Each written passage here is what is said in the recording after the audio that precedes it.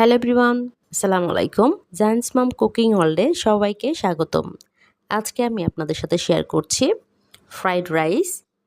সবার খুব পছন্দের এই ফ্রাইড রাইস খুব অল্প সময়ে আমি আপনাদেরকে রান্না করে দেখাবো। চলেন দেরি না করে শুরু করি। Let's go to my kitchen and cook. এখন একটি বাটিতে 200 গ্রামের মতো চিকেন নিয়ে নিয়েছি। এর মধ্যে দিয়ে দিচ্ছি হাফ চা চামচ গোলমরিচের গুঁড়া। এখন দিয়ে দিচ্ছি 1 চা চামচ সয়া সস।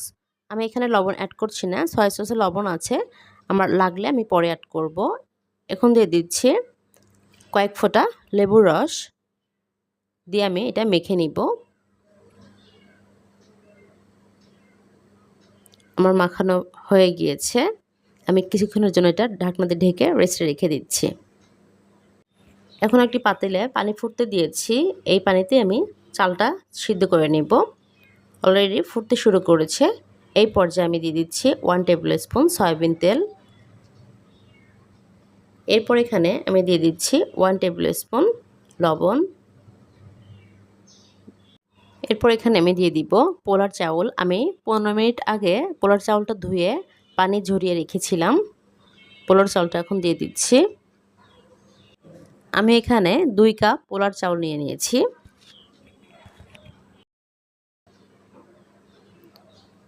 এখন আমি একটু নেড়ে দিব। কিছু সময় আমি চালটা সিদ্ধ করে নিয়েছি।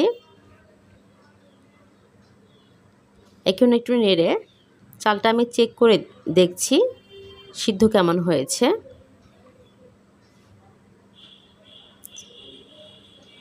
পোলার চালটা অলরেডি 85% থেকে 90% সিদ্ধ হয়ে গিয়েছে। এখন আমি চুলাটা অফ করে দিয়ে একটি ছাঁকনিতে পানি ঝরিয়ে নিচ্ছি। আমার পানি ঝরানো হয়ে গিয়েছে। এখন আমি একটি ট্রেতে পোলাওটা ঢেলে দিচ্ছি, একটু ছড়িয়ে দিব। আপনারা চেষ্টা করবেন ছড়ানো কোনো পাত্রে এই পোলাওটা ছড়িয়ে দেওয়ার, তাহলে ওভারকুক হওয়ার সম্ভাবনা থাকবে না, পোলাওটা ঝরঝরে থাকবে। আমি একটু ছড়িয়ে দিচ্ছি। আপনারা যদি আমার চ্যানেলে নতুন হয়ে থাকেন তাহলে প্লিজ সাবস্ক্রাইব করে আমার পাশে থাকবেন। আর যারা অলরেডি সাবস্ক্রাইব করেছেন ভিডিওটি দেখার জন্য তাদেরকে অসংখ্য ধন্যবাদ। এখন আমি বাকি পোলাওটা অন্য একটি প্লেটে ছড়িয়ে দিচ্ছি। এটা ঠান্ডা হয়ে গেলে আমি ফ্রিজে রেখে দিব 2 ঘন্টার জন্য। এখন আমি চুলাতে প্যান বসিয়ে এর মধ্যে দিয়ে দিচ্ছি সয়াবিন তেল। আপনারা সয়াবিন তেলের পরিবর্তে ঘি বা বাটারও ব্যবহার করতে পারেন। এখন আমি এর মধ্যে দিয়ে দিচ্ছি 1.5 চা চামচ রসুন কুচি। এখন আমি এটা ভেজে নিব। আমার ভাজা হয়ে গিয়েছে। এখন আমি এর মধ্যে মেরিনেট করে রাখা চিকেনগুলো দিয়ে দিচ্ছি, দিয়ে আমি একটু তেলের সাথে ভেজে নিব। এখানে কোনো পানি অ্যাড করব না, চিকেন থেকে যে পানিটা উঠবে এটাতেই এটা সিদ্ধ হয়ে যাবে।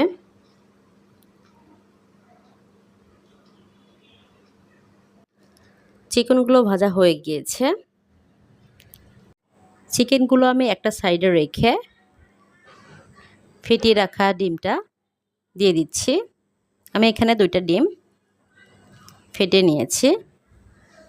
এখন এর মধ্যে দিয়ে দিচ্ছি হাফ চা চামচ লবণ, আর দিয়ে দিচ্ছি হাফ টিস্পুন গোলমরিচের গুঁড়া। একটু ছড়িয়ে আমি ডিমটাকে স্ক্র্যাম্বল করে নিচ্ছি।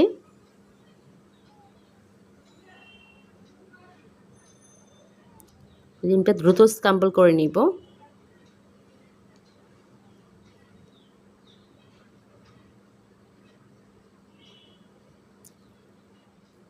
স্ক্র্যাম্বল করা আমার হয়ে গিয়েছে।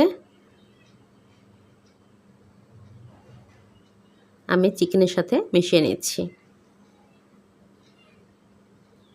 এই পর্যায়ে আমি এখানে দিয়ে দিচ্ছি গাজর আর বরবটি। আমি এখানে একটু শক্ত সবজিগুলো আগে দিচ্ছি। ডিম আর চিকেনের সাথে আমি 2টা সবজি ভেজে নিচ্ছি। আমি 2 মিনিটের মতো এই সবজিগুলো ভেজে নিয়েছি। মাঝখানে একটু জায়গা করে এর মধ্যে দিয়ে দিচ্ছি বাটার। আমি এখানে 1.5 টেবিল চামচ বাটার দিয়ে দিয়েছি। আমি একটু নেড়ে নিচ্ছি। বাটারটা গলে গিয়েছে। এখন আমি এর মধ্যে দিয়ে দিচ্ছি পোলাও।